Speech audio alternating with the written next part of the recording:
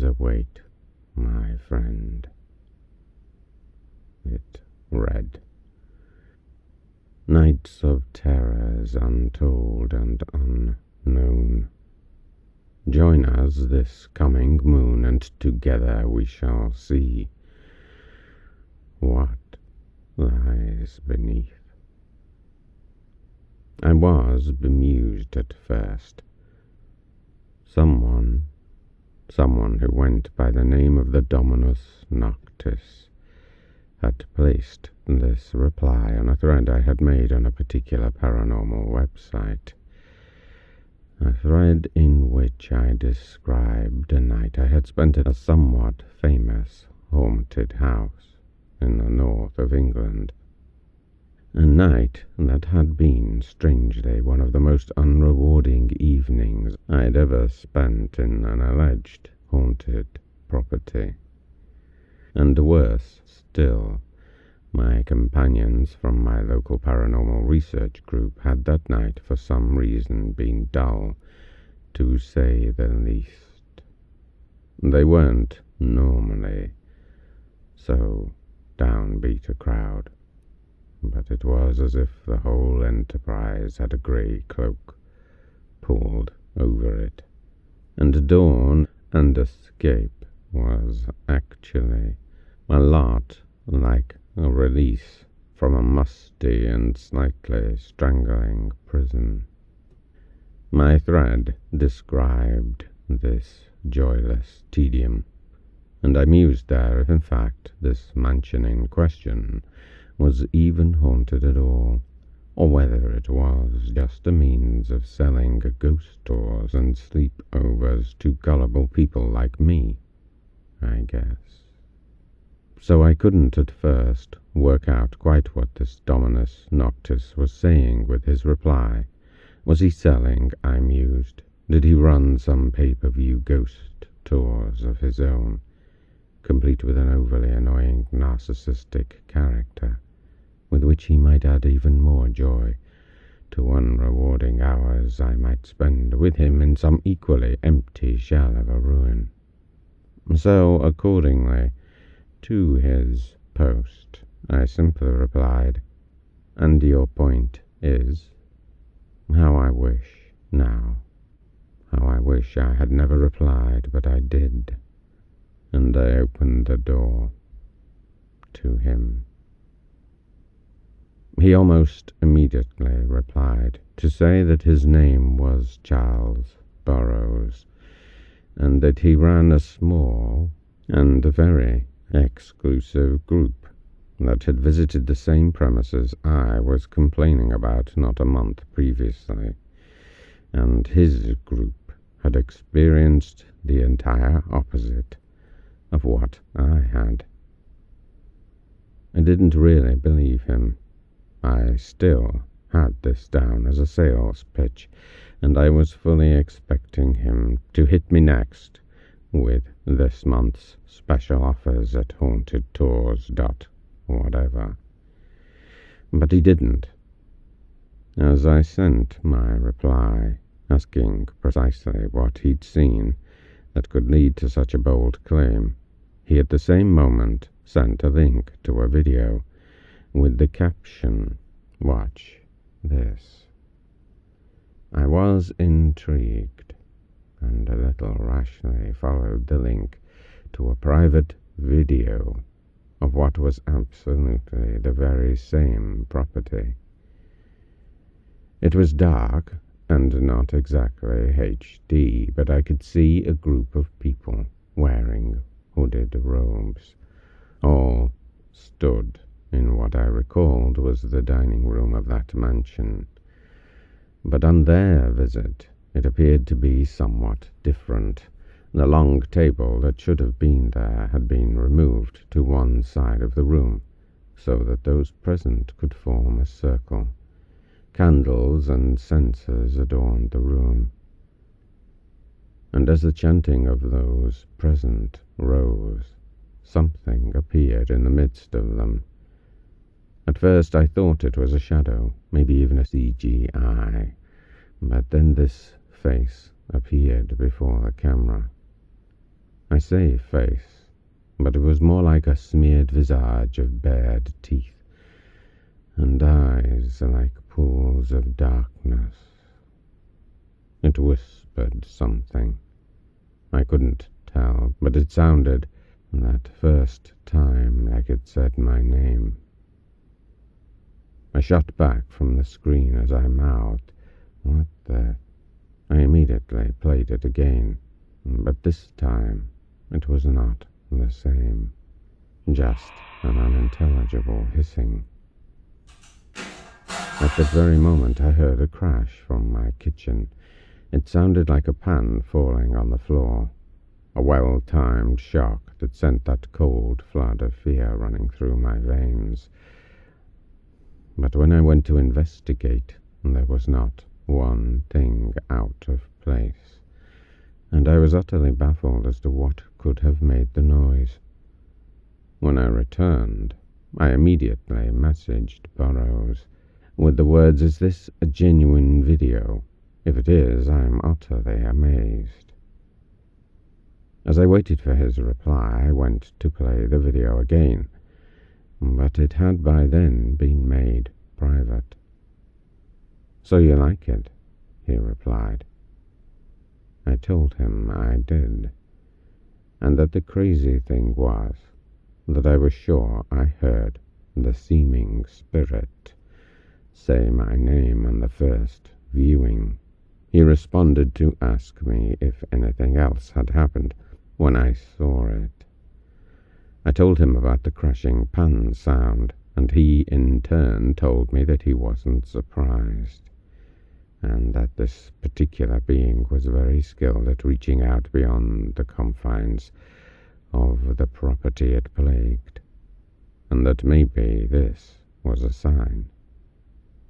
He then went on to tell me about his group, how although they video their experiences, they otherwise use no gadgets and gizmos, and that they were not some mundane club, but more of individual seekers of the truth rather than thrill seekers or people trying to acquire lurid tales and that they could sell. I was still expecting the punchline, the hard drop where I realize this is all just a con. But he then gave me his phone number and told me that if I was ever interested in joining them sometime, then I should call him that night or whenever I liked. When I confirmed that I had noted his number down, he then deleted all his posts, leaving mine looking rather stupid, perched there all alone in some one-sided conversation, and so I accordingly all but did the same. I mused for a few minutes on what he had said, and what he had shown me. Mused about why his group had so extreme an encounter, and why my group had not. And I also mused why I had even gone to that place that night, why I was even interested in such things. That creature on his video, that terrifying image, had actually scared me, but that thing was to my mind a glimpse of actual truth. It certainly seemed to be real, and although my logical mind denied it, I knew that I really had heard it whisper my name. Many years before that night, as a child, I had tended to one of my many pets when it was sick. It just so happened to be a young male goose, but for some reason it declined so quickly that there was no saving it, and it died in my arms. I saw it die, felt its heart stop, and its head go limp and lifeless. I had laid it down and walked away, But then suddenly it sprang to its feet when minutes before it had been so ill it couldn't stand, and it was screaming, the most horrifying sound you can imagine, and the look of dread in its eyes was like nothing I'd seen before and nothing since. A terror so complete it consumed it as it ran in a large circle, flapping its wings as if trying to escape some being chasing it. And then that animated corpse fell stone dead. I couldn't tell you the cold, bitter pall that scene drew over my being, that night in my childhood. Forever scarred by it, it made me both fearful and desiring of answers at the same time.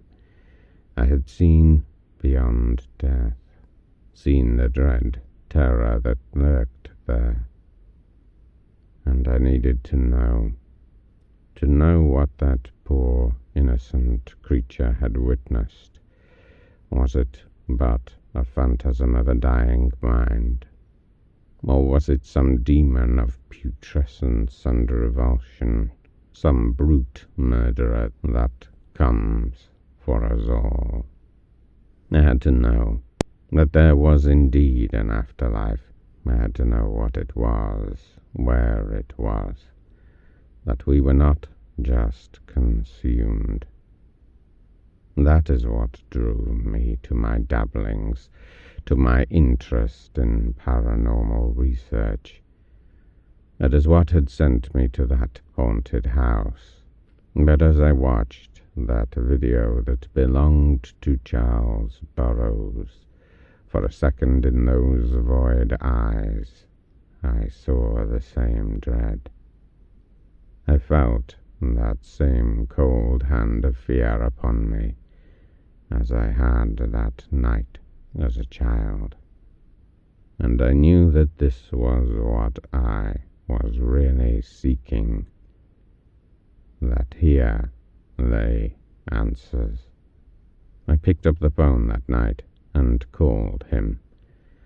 I introduced myself as Roland Devereux. I have no idea really why I used that name, but it was the first one that sprang into my head as I made the split-second decision to conceal my identity, at least until I knew a little more. After the initial greeting, I explained how interesting I found his video, and I told him, possibly a little too hurriedly, that I would in fact very much like to join his group on the next outing. He laughed, a laugh that wrong-footed me, and I couldn't tell if it had a slight mocking tone in it. "Well, that's absolutely wonderful," he replied. 8th of September is our next night. And from what our little friend from the video visited upon you, I think you'll be a natural, and find it all fascinating," he said. "We may even bring out the psychic in you." I fleetingly pondered his rash assumption, maybe even felt a little unjustified pride. Maybe I am a psychic, I thought, as I asked him if there was any financial aspect I needed to cover, any contribution to costs. "Oh no, that's all in hand," he responded. "We have a rather wealthy benefactor, and he pays all the bills." My brow furrowed as I considered who that benefactor might be, and what the motivation was. His voice in this exchange gave little away about his personality. He was controlled, purposeful, and I felt it odd that he trusted me so quickly, as he didn't seem the rash type. He then gave me a set of coordinates at which I was to present myself at 11 p.m. precisely on the aforementioned date. And he also gave me a rather firm demand that if I changed my mind or was unable to attend, that I should let him know as soon as I could. I suppose it might be considered rash to make such an arrangement. After all, his behavior wasn't exactly open and forthcoming, and I did have small worries at the back of my mind that this was some live version of the Wicker Man that I was wandering into, with myself in the lead role. Accordingly, I was cautiously late for that appointment. Not so late as to be an annoyance, but 11:02 was my first pass of the rendezvous. A wooded area at the site of a remote gravel track, just before a small bridge over the River Avon in Warwickshire. I could just about make out a huddle of people gathered near the water's edge, barely visible behind the trees. Had it been a lone figure, axe in hand, I would have no doubt just driven away. But a group, well, that was reassuring, for some inexplicable reason. And so I stopped, reversed back and parked next to the only vehicle also there, which was a large black SUV. As I opened the door, silence hit me. I expected voices, but there were none, and I hesitated fleetingly to exit my car. But I was committed. Couldn't lose face at something so flimsy as the lack of human chatter. I strode out toward the little crowd of dark shadows barely visible in what little light the full moon now cast through the leafy canopy above us.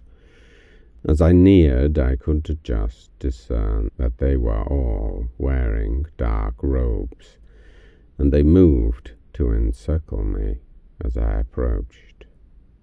Only one of them was not covered with a hood. Only one shadowed face I could clearly address. "Charles," I said in a slightly choked voice that revealed my suppressed nerves. This figure then raised their hand in greeting, as if to confirm that my assumption was correct, that this was indeed Charles Burroughs. "The initiate arrives," he said in a loud whisper.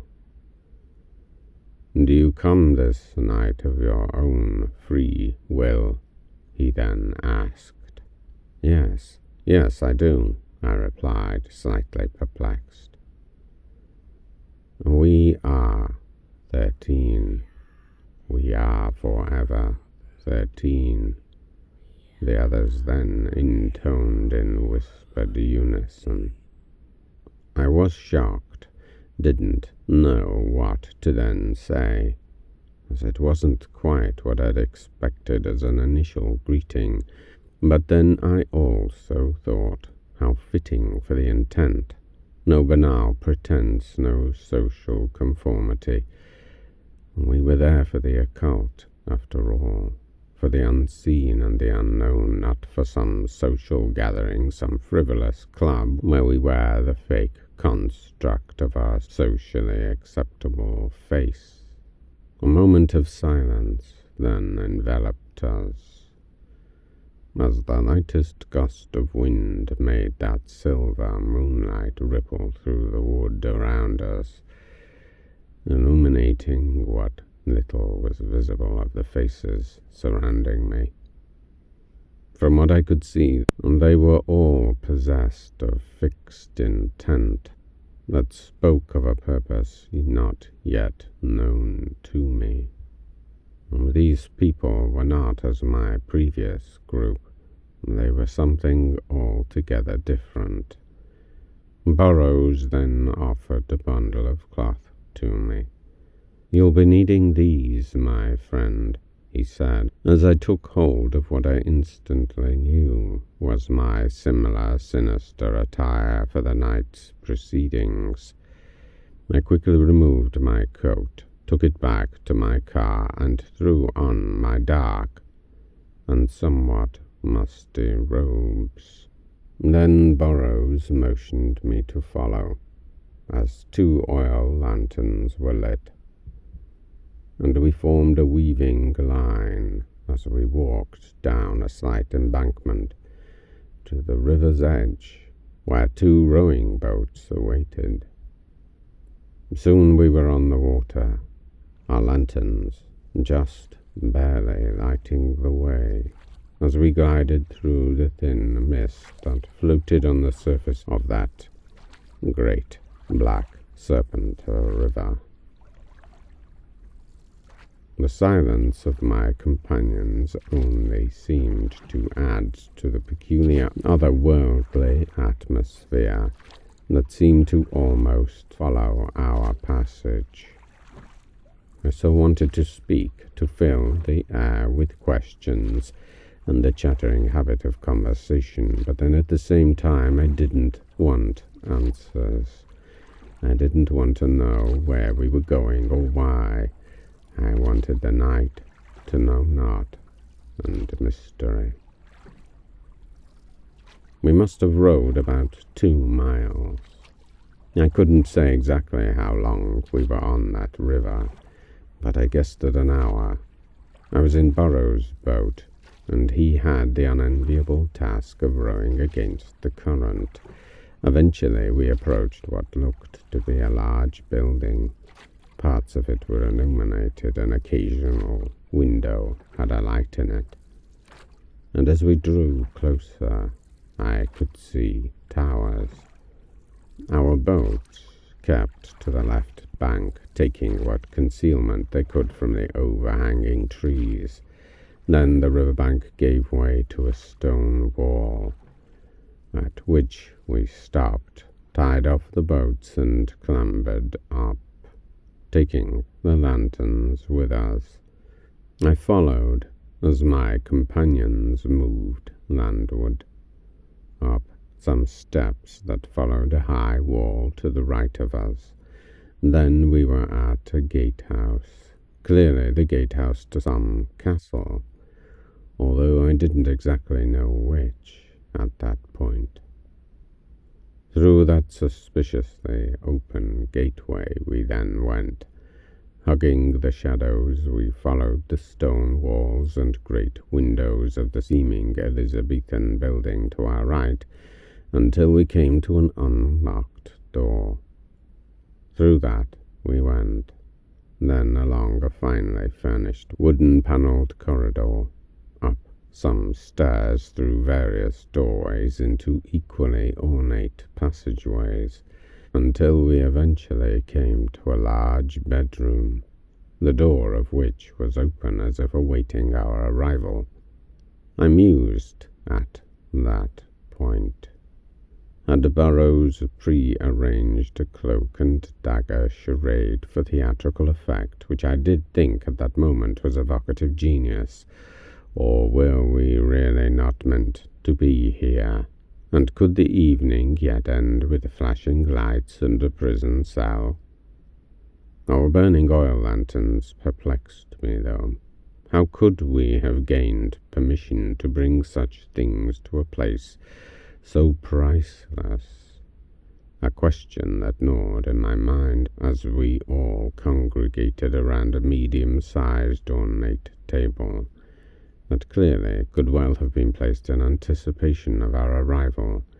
A heavy-set and ornate draped 4-poster bed dominated one side of the room, as did the carved dour wooden panelling and ominous old portraits of long-dead residents hung upon it.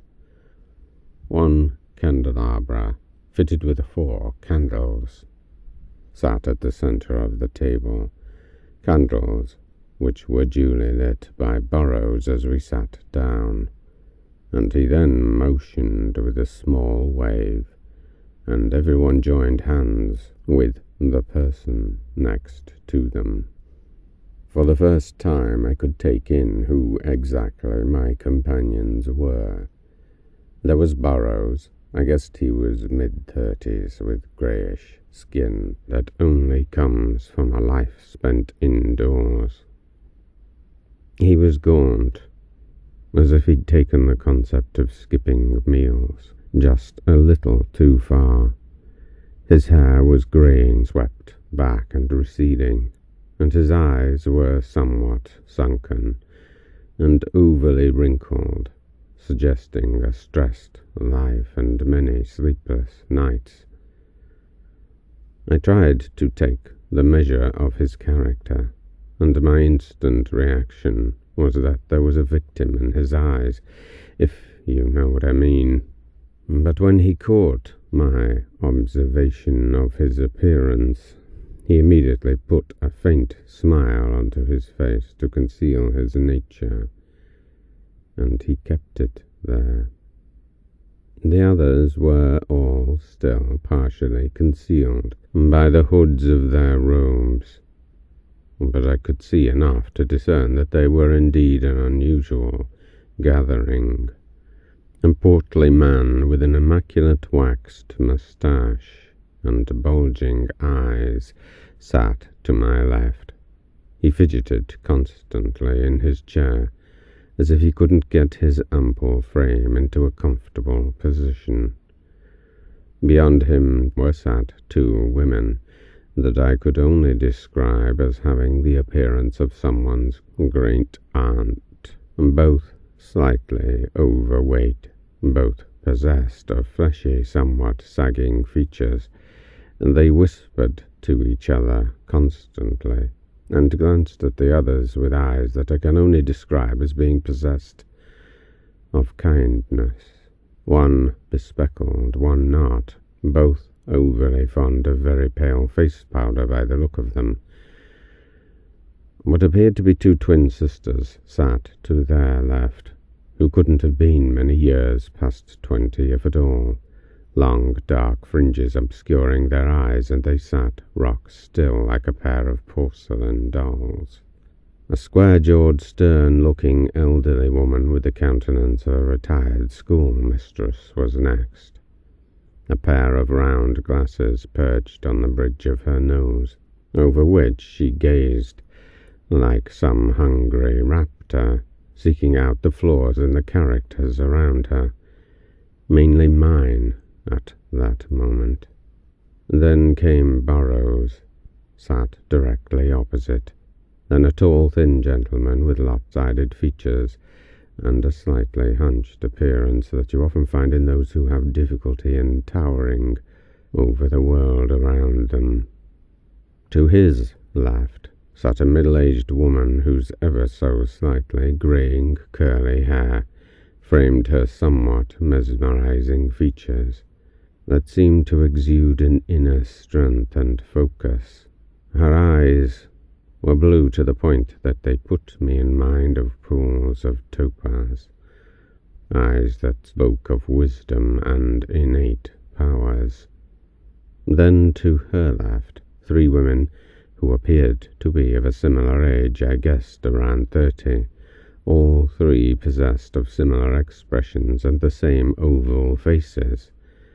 I might have mused that they were sisters, but there was enough subtle difference between them to suggest they weren't.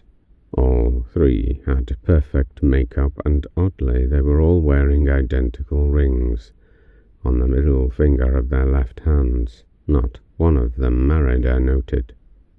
Finally, the person to my right was a mid-20s male, blonde hair just visible above his Grecian countenance. I imagined by the look of his chiseled features that he was popular with whoever caught his eye. As I say, an eclectic mix by any regard. They all sat there in silence for a few minutes, before, at a nod from Burrows, in unison they turned their faces downward and seemed to be meditating in some way. I assumed that they were getting themselves attuned to the energies of this property, and I tried to emulate them, but my mind was buzzing, and my eyes flitted around the scene, trying to take it all in a vain attempt to work out why we were in this particular place. What perplexed me a little was that everything seemed like it was slightly out of focus, as if a mist hung in the air. I then noticed someone in our group, I assumed Burrows, had set up a small camera on a nearby sideboard, which was pointing directly at us. Directly at me, in fact. Maybe this was for the amusement of our wealthy benefactor. It was probably no more than 10 minutes that we sat in silence, though it felt far longer, not least because it seemed slightly like I was the only one paying any attention to all the tiny noises, tappings, and scutterings coming from within that room. My eye was caught by a relatively large spider crawling down the right-hand side of the doorway, a silken thread trailing behind it, glistening faintly in the dim light, and it struck me as odd that we were being sort of walled in by this 8-legged horror. I could then hear footsteps, far away at first, coming along the passageway, hard and clattering as if there were no carpet, but there was. The sound came closer, until I fully expected someone to appear around the edge of the door, but they didn't. Instead, an ice-cold breeze seemed to blow into the room, a chill that made my hairs stand on end and a slight shock of fear run through my body. Almost instantly, all present seemed to take this as some kind of a sign, and they all lifted their heads. "We await," Burrows intoned as the others stared intently at the candles. Without any prompting, they all suddenly burst into a whispered chant. "Spirits beyond, spirits within, we call you this night. Come join, be our kin. By earth be you flesh, by air be you breath, by water your blood, by fire be from death. Come join from beyond, come join from within, come speak through my mouth. Come join, be my kin." They said this mantra over and over. I struggled to copy it at first, but soon I was carried along in the intoxicating rhythm. But at the same time, I couldn't help but wonder exactly what they were trying to achieve, who it was they were trying to contact. I am no medium, I thought to myself as my lips mouthed those words, and I wondered if I even had the ability to communicate directly or to be possessed at all. I'd only ever participated in seances where knocks and taps were the form of communication required. This was altogether new. As I thought that, at the same time I started to become aware of a tense atmosphere building in the room, as if something was about to happen and it wasn't good. The door we had come through slammed shut with such force that the very room seemed to shudder, yet I was the only one that jumped in surprise. The others remained resolute, and at that point changed their chant to another. "Dicere," they said. low at first, then rising higher and higher, faster and faster, until at reaching a peak, the woman with the greying curly hair let out the most bereft scream I'd ever heard, as she rose to her feet and seemed to struggle to be free of the grip of those holding her. They, though, would not release, and for seconds she stood there writhing and wailing in seeming agony, before falling back into her chair, her head slumped forward. But then her head shot back, and she rasped a deep, guttural, inhuman, almost animal tone, and some energy seemed to emanate from her. I can only describe it as violence, and it seemed to tear at me inwardly.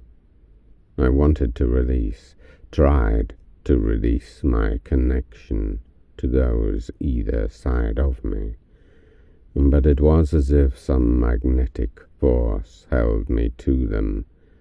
I looked in horror as I realized the woman's eyes, and they were just voids of darkness that didn't even seem to reflect the flickering light of the candles. Her mouth then fell open, wide, desolate, dark smoke tinged with red falling from it. I was frozen.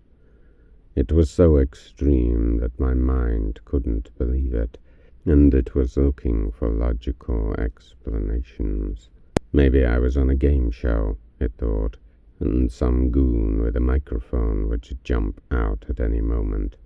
But in reality, my intuition was screaming out that this was all too true. She lifted her eyes to meet mine, fixed me with a dread gaze.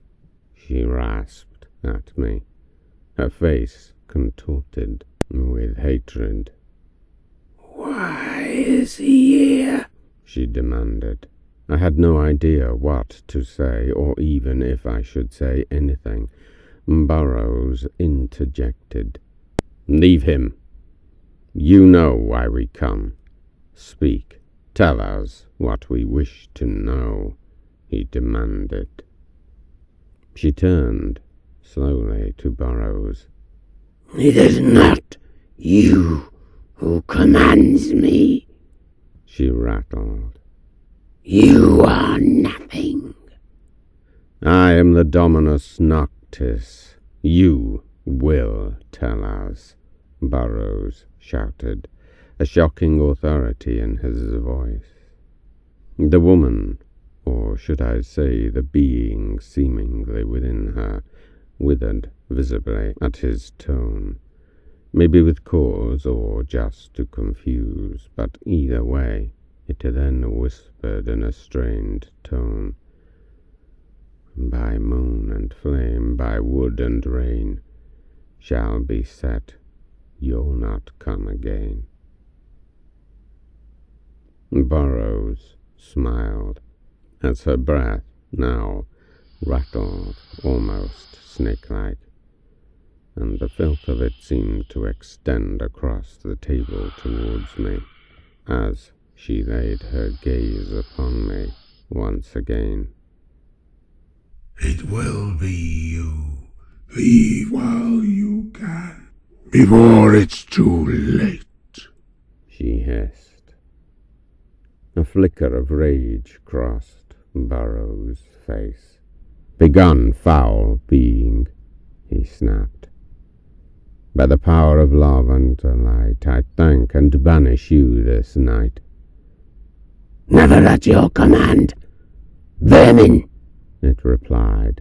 Instantly, all the others then burst into the same chant, and their will seemed to prevail, as the woman then withered in her chair, as if the words were truly torture to her, until, with an equally jarring scream as her first, she rose and then fell forward, still and lifeless.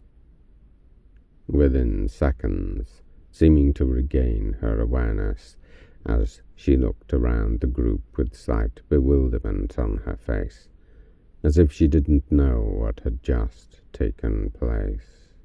It was then as if some energy had been released, as if every ghost in that great house was speaking and acting at the same time. Far-off screams, and the clattering of horses' hooves outside, orbs flying around the room, and bangs and shouts and slamming doors, the like of which I never imagined could be possible. A display that continued for some minutes, as I sat in awe, as objects seemingly floated across the room before us, as the door flung open and vague, spectral forms glided silently along the corridor and in and out of our room. This terrifying spectacle subsided, and Burroughs broke the crushing weight of the charge there around us with the words, "We are done here. It is time we were away."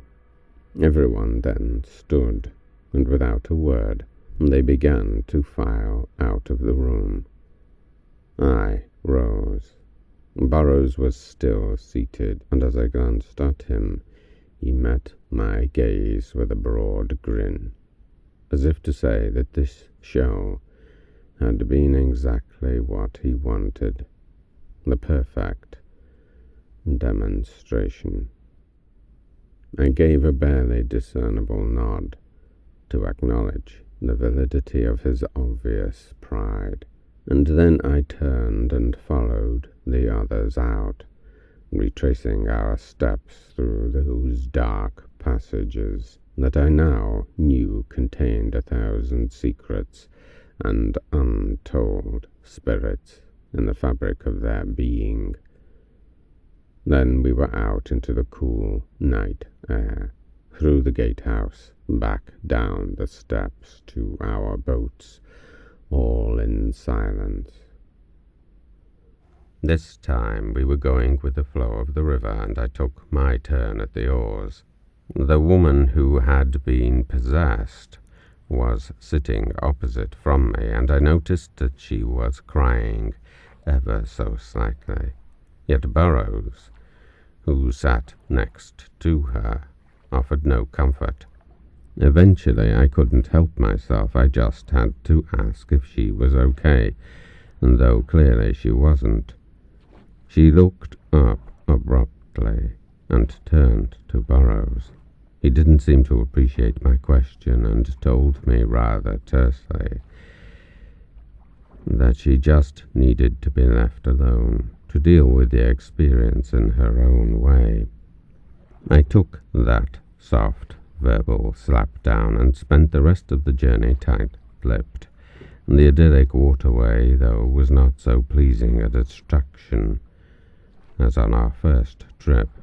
It seemed to have taken on a far more sinister appearance. In fact, it felt a little like energies from that room had not dissipated altogether, but were somehow still floating along with us in a little cloud around our boats. We were soon back at the bridge where our journey had begun. The boats glided up onto the shore, and everyone disembarked except for Burroughs, who had raised his hand to indicate that he wanted me to remain a while. "Did you enjoy our soiree?" were his first words, as the others made their way up the embankment. "Yes, it was fascinating. Not at all what I expected," I replied. Burroughs laughed. "I'm sorry I was short with you before," he followed. "Talia is a natural medium. but it takes its toll on her, I'm afraid, and she tends to require space afterwards. I replied that I felt very much like a novice. Despite having attended various seances, nothing had been at all like this. I then asked where it was that we had just been. Burroughs informed me of the name of that particular impressive residence, and it was in fact a castle well known to me. He went on to say that he had chosen that particular place to reenact a séance that took place over 100 years previously, a séance that had reputedly contacted something profoundly evil. Are you not worried about making contact with such things? I then asked him. He laughed. Are you not? He replied. I laughed too. Apparently not, I said, as the image of the possessed visage of Tilia filled my mind. What draws you? What brings you here? Burroughs inquired.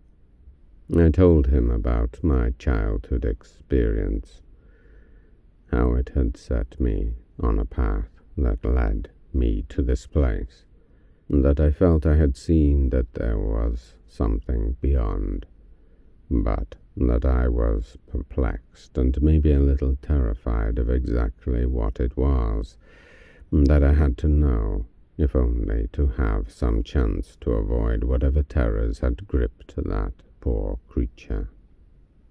Burroughs seemed fascinated by the tale, nodding as I finished it, as if he truly understood.